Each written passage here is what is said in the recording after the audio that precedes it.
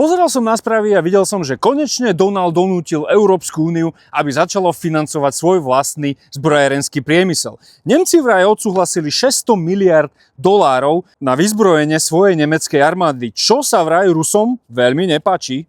Len tak pre porovnanie, ja tu v Amerike z mojich daní platím v prepočte okolo 2000 eur ročne na obranu.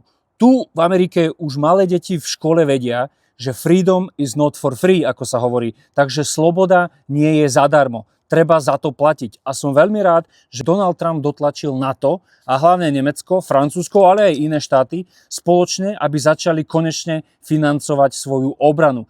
Taktiež sme si všimli, že Nemci vylúčili amerických, britských a tureckých dodávateľov zbraní z tohoto konkurzu. Treba si však uvedomiť jeden dôležitý fakt, že tu v Amerike už 1/4 vojenskej výzbroje je plne automatizovaná. Čo to znamená? Znamená to, že už nie treba vojakov a vo väčšine prípadov treba iba tzv. Operátora, ktorý sedí niekde na základni a vlastne operuje ten dron alebo ten tank. Väčšina vojenského vybavenia, ktoré sa vyrába v Európskej únii, vlastne potrebuje posádku, potrebuje vojakov, ktorých v Európskej únii nie je až tak veľa, keďže sa tam zrušila základná služba. Takže je dosť možné, že na Slovensku, ale aj v iných krajinách sa zase základná vojenská služba obnoví.